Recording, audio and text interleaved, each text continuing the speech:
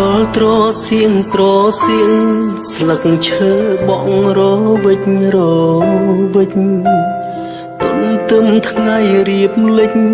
ខ្ញុំមិនហ៊ាននឹងបាត់នេត្រាក្រោមដើមឈើមួយដើមដែលពួកយើងធ្លាប់ដាំរួមគ្នាពេលនេះធំហើយណាមានម្លប់ច្របាន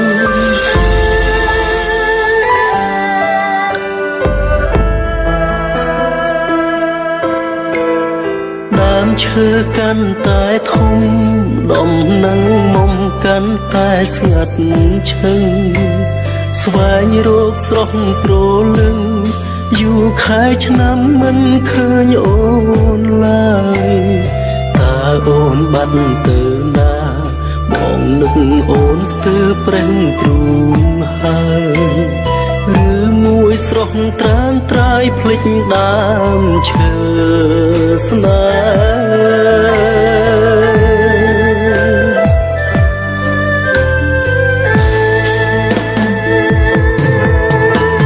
៍ពេលនឹកអូនម្ដងបងអង្គុយចាំក្រោមដើមឈើពេលខ្លះខំរកមើលឲ្យតែលឺសំឡេងស្រដៀងថាមិនចង់យំទេតែទឹកភ្នែកដូចគ្របភ្លៀងមើលមេឃខំស្រែកច្រៀងហៅអូនតាមខ្ញុំថ្ងៃខ្លាំងឈឺខ្លាំងបងចង់តែកាប់ដើមឈើផ្ដួលព្រោះចង់លុបស្រមលអានុសាសនាឈឺចាប់តែបងធ្វើមិនកើត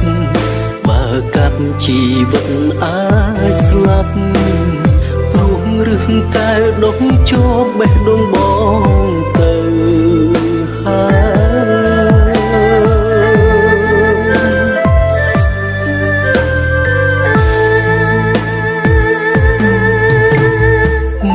ដឹងថាពេលនេះសូមឈរអូននៅទីណាឬនៅក្បែរអ្នកណាបងពិតជាគិតមិនដឹងទេគ្រាន់តែដឹងគ្រាមុនអូនគឺជាមនុស្សម្នាក់ស្មោះស្នេហ៍នំឡៃស្រងមាសមេធ្វើឲ្យបងព្រមចាំ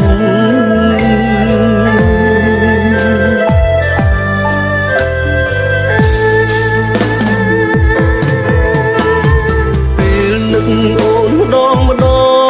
បងអង្គុយចាំក្រោមដើមឈើ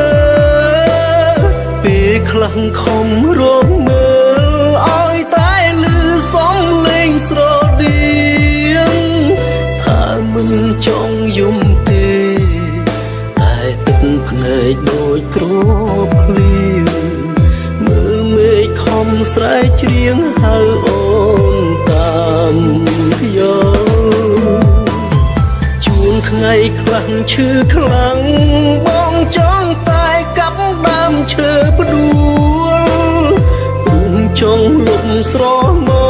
លអានុសាសនាឈឺចាប់តែបងធ្វើមិនកើតបើកាប់ជីវិតអាចស្លាប់ព្រោះរឹងកែវដុំជាប់បេះដូងបងទៅហើយ